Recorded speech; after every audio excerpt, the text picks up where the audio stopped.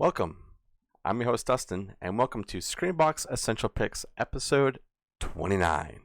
We are one episode away from 30, and that means I would have covered 60 movies on SCREAMBOX. That's insane to even hear me say that. But before we jump into the movies that we're covering today, I want to go ahead and talk about the new episode release schedule. I'm going to be going back to how I sort of used to do it with my old co-host Aaron when I first started this podcast 3 years ago, which is insane to even think that I've been doing this for 3 years. So I'm going to be going back to releasing all of the episodes, like any reviews or anything that I record. It's going to be on Monday, worldwide, and then on Sunday, a day early. Anybody who is on Patreon will be getting it a day early. So those of you who support me over on Patreon for just $1 a month, I appreciate you. You guys are amazing. You'll be getting content one day early, as it's always been. But I'm going to be more consistent on that. And for any other bonus episodes, whether it be a review or if I want to pump out another review or anything like that, they'll be recorded for a release probably on when I used to do it. It was either on Thursday or Friday. It was one of those. So that's kind of how it will be. Because my interviews, whenever I record them, it's always during the week because it's easier for the guests to get on normally on a weekday. So those will either be released on a Thursday or a Friday. And obviously Patreon's be getting those a day early as well. But, jumping into almost our 30th episode of SCREAMBOX Essential Picks, I have two films that I actually really enjoy. One I just watched the other day that has dropped on SCREAMBOX not that long ago, and one that's been kind of on there for a while, and I feel like it's falling underneath the radar. Not many people talk about the film, and if they do, it always kind of seems like in a negative way, which I don't know how or why you would do that.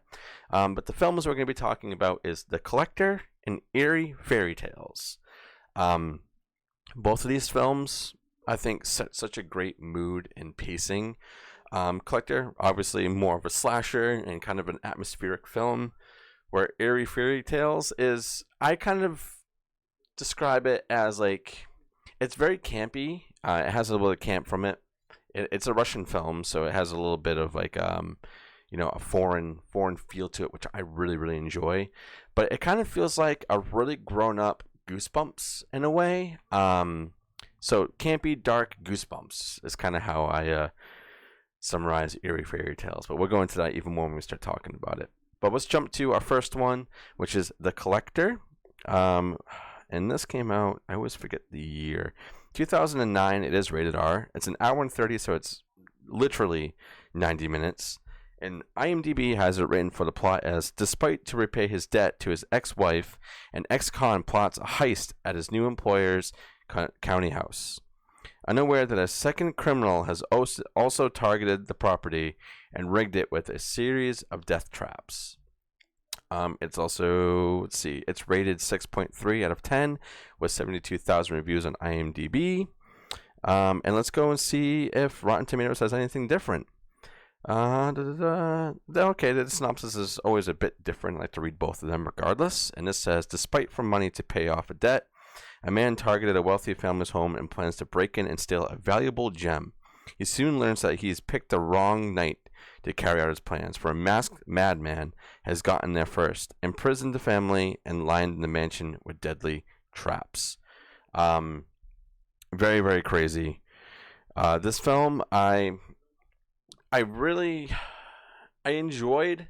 I think the first time I watched it, and that was like years and years ago, I think it was on Netflix, but I never really paid a lot of attention to it until I visited this again, with it being on SCREAMBOX. And I'm happy to say that I enjoy it. Sorry, I'm just answering something real fast. All right, going back to this. Sorry, I'm getting distracted. So this film, I think it paces very well. The traps are amazing. And the mood is great. It definitely feels like an early 2000s film. It's a bit gray, a bit dark, but the traps, I think, are pretty sick.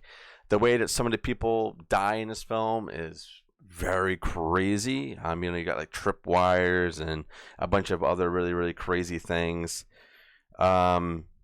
that I think are cool. And also the killer, the mask, it makes him, you don't really get a big glimpse of him in this, sort of at the end, but he looks like he's definitely maybe disfigured because of the mask he's wearing. Also, it gives you like, oh, this guy's got like no face. You know what I mean? But it's super duper fun. If you like slashers, like early 2000s slashers, like kind of in that gritty, dark area, I say go check this one out. It's super duper fun. There is a sequel to it, which is called the Collection, which I need to go back and revisit that. I don't think that one's on SCREAMBOX, but I could be completely wrong. But I watched both of those back in the day when they were on Netflix, when everybody was on Netflix talking about all the films on there. Nowadays, not really on there at all, to be honest. But yeah, go check out The Collector. It's great. It's got a great cast, and just some really, really fucked up things happen in that film. And then moving on to Eerie Fairy Tales. So this one says it came out in 2019. It's an hour and 38 minutes. Let's see what IMDb says about the plot. It says, an anthology of bizarre, fantastic, and spooky tales from the past, present, and future, dealing with curses, witches, perfect crime, and science experiments. And it is rated, let's see if there even is a rating. 6.5 out of 10, with a little over 1,000 reviews on IMDb.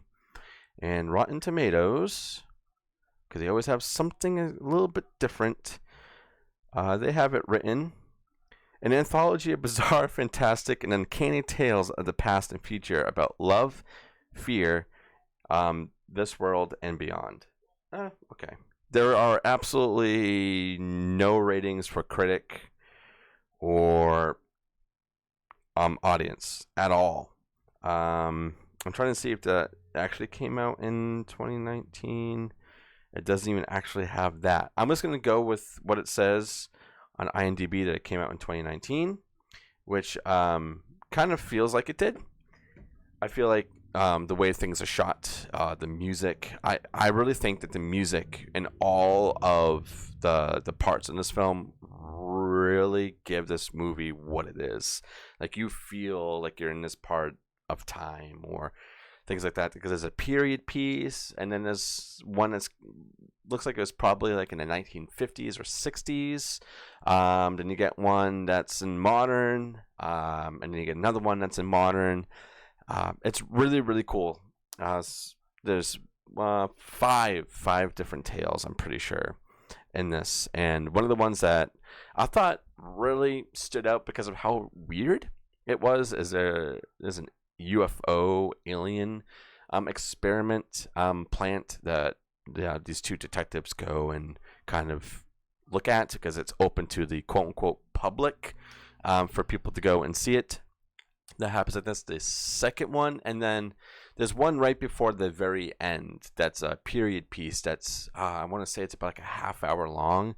That's really good. It deals with like a what is it? It's like a mixie, you know, like a witch or something like that in the bottom of a well, and then this guy's essentially traveling through time without feeling like he's traveling through time. You know, he's jumping from a year to 10 years to like 100 years, and then things kind of happen to him. I think the host of this, I guess you could say, is just like a guy in black, but he's got a great voice. I know it's definitely got a lot of effects on it. It's cool, and he's just like holding this book, and he like puts his finger on the page, and things start happening. I think it's really, really cool. It kind of gives me this film is obviously very, very new, and I don't think they even knew about this film. It gives me a little bit of like a heebie-jeebie TV vibes, with how the host is portrayed in here. I think some of that I kind of get in heebie-jeebie TV if I'm like putting those together, because they're both anthologies. But Eerie Fairy Tales, it's a Russian film that I think is really, really fucking good. Go check it out. Go check out The Collector. Once again, thank you guys for being here. I know these are always extremely, extremely short, but my job is to get you excited to go and watch these films. Go give them a rating. You know, give them a thumbs up on SCREAMBOX. Rate it on SCREAMBOX. Share it. Let people know what you're watching. Go on Letterboxd. Let you know what you've been watching. It's a great platform to go and watch horror, constantly dropping things. They just put out their whole list for June that I'm going to be posting tomorrow, which would be Saturday. You guys are going to be getting this on Sunday and on Monday. But absolutely awesome. Thank you guys for being here, and to many, many more episodes to come. I got some good ideas and some other big announcements I'm going to be talking about fairly soon, probably within the next month or so. But yeah, that's pretty much all I got for this one. This is episode 29 and SCREAMBOX Essential Picks. One more until we're at 30, which is mind-blowing. If you guys have any suggestions too that you think need to be on this little series I got going on that maybe I've overlooked, you're like, oh, this is a sick film, this needs to be on this list, go ahead, comment below, email it to me, DM me, anything like that. Also, SCREAMBOX, I know you guys are listening. If there's anything you want me to put on this list, let me know, because it's always super fun to do these. They're super short and they're fun. I get to go watch 2 films, then talk about them really quickly. But thank you guys so much. We'll see you on the next one.